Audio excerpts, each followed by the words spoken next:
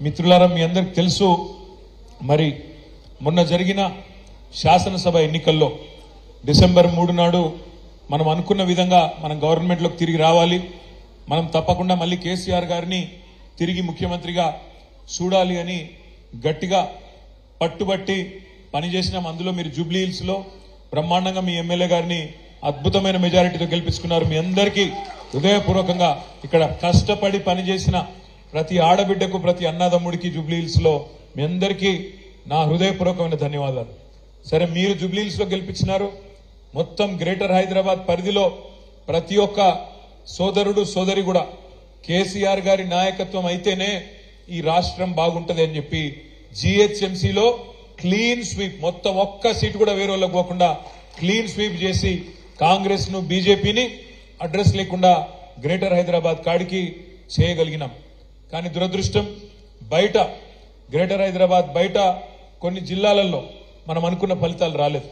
అందుకే మనకు 37% ఓటు వచ్చినప్పటికీ కాంగ్రెస్ పార్టీకి మనకంటే 1.85% అంటే చాలా స్వల్ప తేడా. దాంతో వాళ్లకు కొన్ని సీట్లు జిల్లాలలో ఎక్కువ వచ్చినాయి. మనకు 39 వచ్చినాయి, వాళ్లకు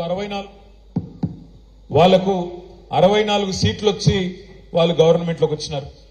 ఈ 45-50 రోజుల్లో నేను చూస్తా ఉన్నాను, హైదరాబాద్ లో ఉండే ప్రజలైతే ఇట్లెట్లా జరిగింది, ఎందుకు జరిగింది, ఎట్లా జరిగింది అనే మాట నేను కనీసం హైదరాబాద్ లో మిగతా మిత్రులతో, నాయకులతో, కార్యకర్తలతో మాట్లాడేటప్పుడు చాలా మంది ఆశ్చర్యం వ్యక్తం చేస్తున్నారు, బాధపడతా ఉన్నారు.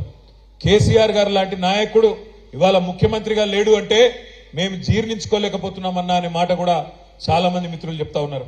నేను మీ అందరికీ ఒకటే విజ్ఞప్తి చేస్తా ఉన్నా, రాజకీయాల్లో, జీవితంలో చిన్న చిన్న ఎదురు దెబ్బలు, చిన్న చిన్న సెట్ బ్యాక్స్ తప్పవు.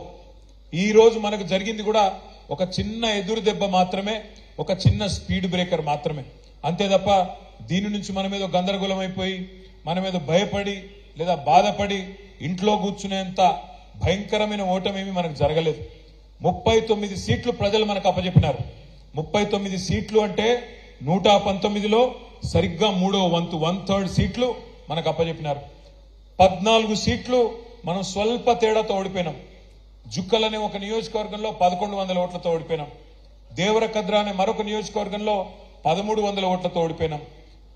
మన కాగజ్ నగర్ లో 3000 ఓట్లు, బోధన్లో 3000 ఓట్లు, ఖానాపూర్లో 4200, అట్లా చెప్పుకుంటూ పోతే ఒక 14 సీట్లలో కేవలం 4-5 వేల ఓట్ల తేడాతోనే ఓడిపోవడం జరిగింది.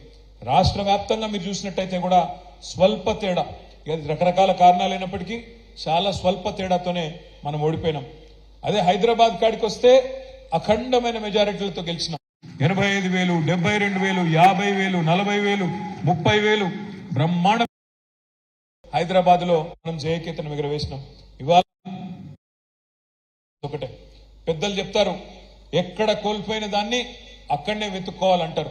అందుకే నేను అనేది, తెలంగాణలో ఈ రోజు ఏ అధికారాన్ని అయితే మనం చేజార్చుకున్నామో తప్పకుండా పార్లమెంట్ ఎన్నికల్లో మన గెలుపుతో తిరుగులేని సమాధానం మనం గట్టిగా ఉన్నాం. తెలంగాణ ప్రజల్లో కేసీఆర్ గారు బలంగా ఉన్నారనే మాట తెలవాలి అంటే పార్లమెంట్ లో బలంగా మనం పనిచేయాల్సిన అవసరం ఉంది. పోయినసారి కూడా సికింద్రాబాద్ లోక్సభ నియోజకవర్గ పరిధిలో మనం అన్ని నియోజకవర్గాలు గెలిచినాం. నాంపల్లిలో ఎంఐఎం గెలిచినండే. కానీ దురదృష్టవశాత్తు లోక్సభ ఎన్నికల్లో మనం ఓటమి పాలు కావడం జరిగింది. ఈసారి అట్లా కాకుండా మొదటి నుంచే మనం జాగ్రత్తగా పటిష్టంగా పనిచేసుకుంటే, మొదటి నుంచే మనం సరైన వ్యూహాన్ని రూపొందించుకుంటే తప్పకుండా జూబ్లీ హిల్స్ నియోజకవర్గంతో సహా 7 నియోజకవర్గాల్లో కూడా బ్రహ్మాండమైన మెజారిటీ వచ్చే అవకాశం ఉంటుంది. లాస్ట్ టైం కూడా గోపీనాథ్ గారు కష్టపడి లోక్సభలో మనకు మెజారిటీ ఇచ్చినారు. మీ అందరి కష్టంతో లోక్సభ ఎన్నికల్లో కూడా మనకు మెజారిటీ వచ్చింది.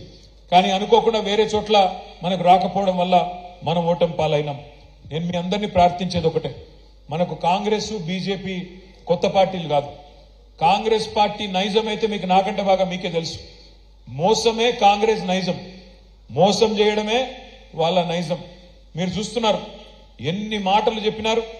1 కాదు, 2 కాదు, 420 హామీలు, 420 హామీలు ఇచ్చి ఇవాళ అధికారంలోకి వచ్చి గద్దెనెక్కి కూర్చున్నది కాంగ్రెస్ పార్టీ. బస్సు ఫ్రీ, బంగారం ఫ్రీ, మీకు ఏది కావాలంటే అది ఇస్తామని చెప్పి నోటికి ఎంత వస్తే అంత సిలిండర్ 500 రూపాయలకే, మహాలక్ష్మి అని చెప్పి ఆడబిడ్డలకు 2500 100 రోజుల్లోనే చేసేస్తాం అని చెప్పి నోటికొచ్చినట్టు చెప్పి ఇలా వాళ్ళు అధికారంలోకి వచ్చినారు. వచ్చిన తర్వాత ఏం చేస్తున్నారు? ఒక్కొక్కటిగా చెప్తా ఉన్నారు. ఏమంటున్నారు? వాళ్ళు ఇచ్చిన హామీలు నెరవేర్చే తెలివి లేక, వాళ్ళు ఇచ్చిన హామీలు నెరవేర్చే సమర్థత సత్తా లేక ఇవాళ కేసీఆర్ గారి మీద, మన ప్రభుత్వం మీద, 10 ఏళ్లు మనం చేసిన ప్రభుత్వ నిర్వహణ మీద ఇష్టం వచ్చినట్టు బదనాం పెట్టే ప్రయత్నం చేస్తా ఉన్నారు. నోటికొచ్చిన మాటలు మాట్లాడుతూ ఉన్నారు. కానీ నేను మీకు, మీ ద్వారా, మీడియా ద్వారా కాంగ్రెస్ పార్టీకి, రాష్ట్ర ప్రజలకు నేను విజ్ఞప్తి చేస్తా ఉన్నా. మనం నిజానికి 10 ఏళ్లలో తెలంగాణను ఎన్నో రంగాల్లో నెంబర్ 1 చేసి బంగారు పల్లెంలో ఈ రాష్ట్రాన్ని వాళ్ళకి అప్పజెప్పి దిగినాము. మనం నిజంగానే వాళ్ళకి చిత్తశుద్ధి ఉంటే